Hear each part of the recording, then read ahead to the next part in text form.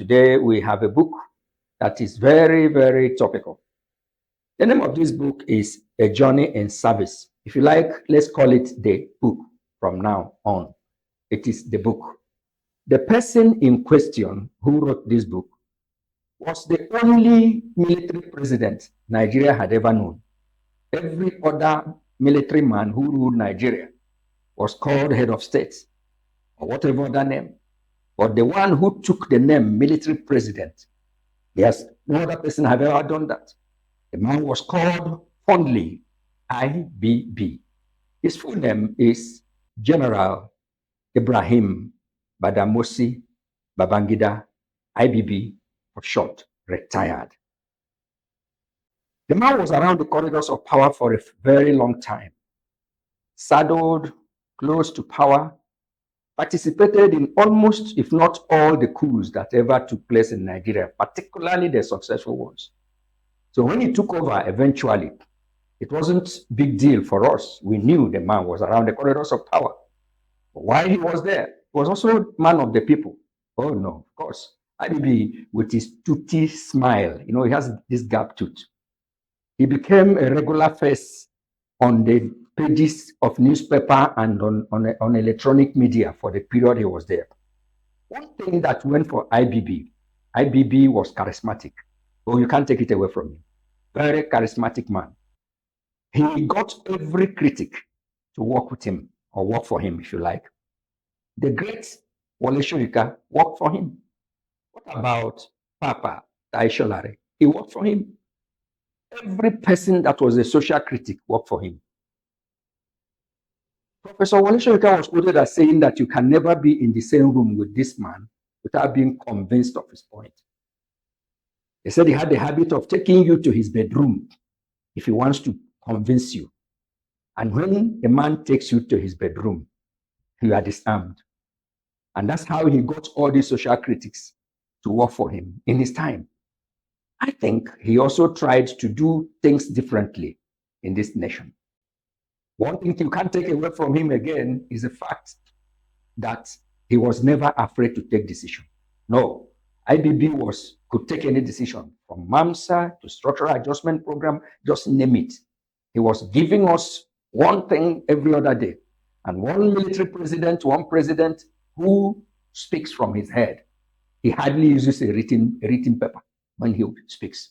And those of us that were young in that time had so much to admire for him. But I'll tell you at the end of the day, at the end of this presentation, what was his undoing.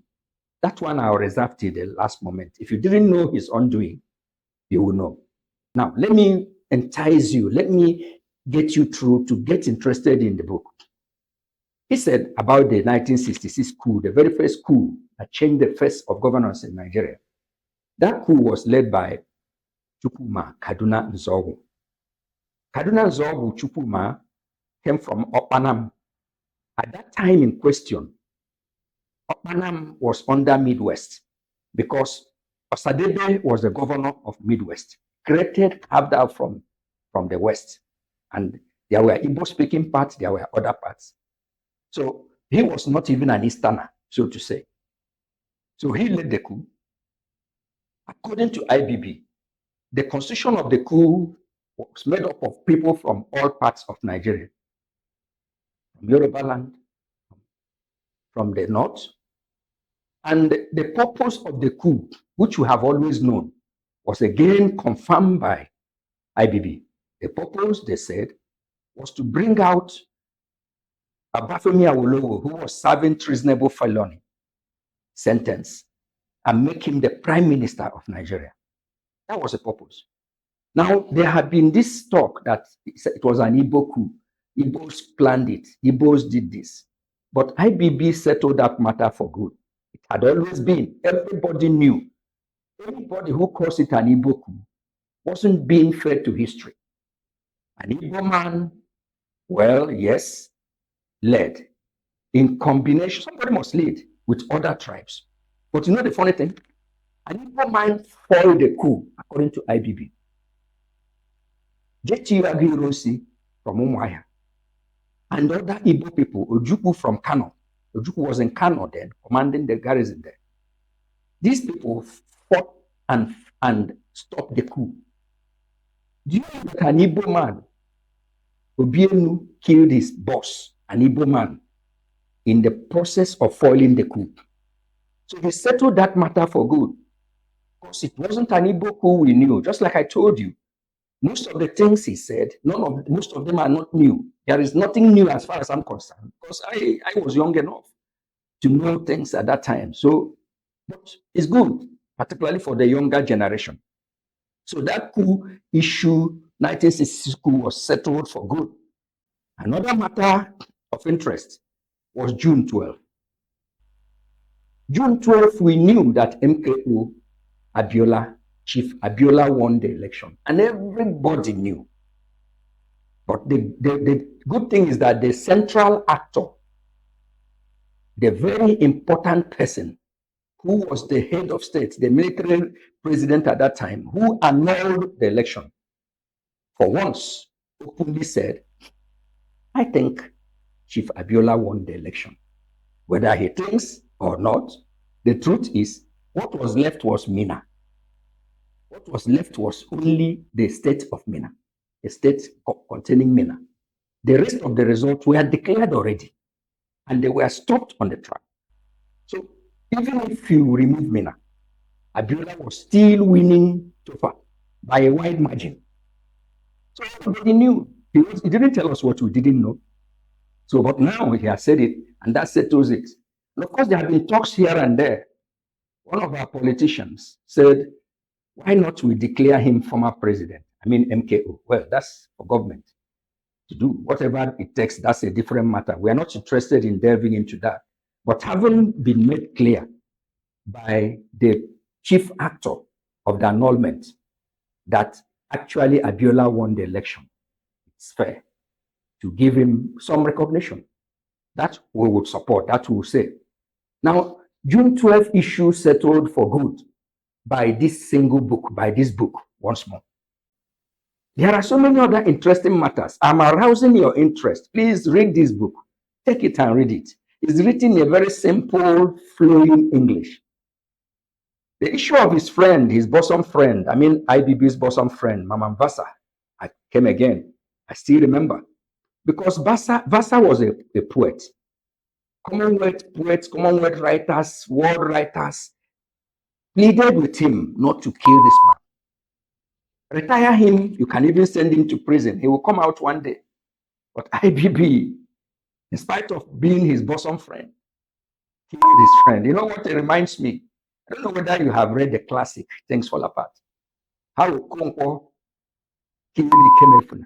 In spite of the fact that Ikemefuna was his boy in his house, who was brought to him after they have won a battle and brought the boy home. So could that be the way of brave people? I don't know. But I think Mama Basa could have been spared for the sake of the family and the young person. So that's another story for another day. We are not going that far. There are so many interesting things in the book, and that will encourage you to please get a hard copy. You can't get a hard copy, ask. I will help you to get a soft copy. Just what you need to do is write your name down there and say, I need it. But having said that, I told you to wait so that you hear his undoing. I imagine, and I reason widely, what could have happened if IBB did all those structural changes, did so many things that he had done for Nigeria? Like I told you, he was never afraid of taking decisions. Like I told you, he was charismatic. Like I told you, he was one president that will stand and speak from his head. It means that he has something in his head. I told you he was around the corridors of power for a long period. What could have happened if he successfully held an election at his end and handed over to Abiola or whoever that won the election? He would have remained one of the best presidents that Nigeria ever had. So his greatest undoing was annulling the election that was considered the freest and the fairest of all elections that we have ever had in the country. It was said to be the best. I was knowledgeable enough to know that it was very free and very fair. His greatest undoing was to annul it. And standing on the annulment till the man himself died. How I wish he didn't. IBB would have been remembered for good. I don't know how history will judge him. History judge him fairly? Would history give him his fair place of where he stays? If you want to join in this discussion, because we want to really do a discussion on it, join from the comment section. How do you think history will judge this man? Great man, any day. IBB was charismatic. IBB never afraid of decision.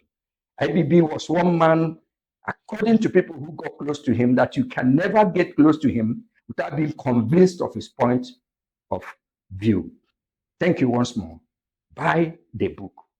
It is the book. Thank you.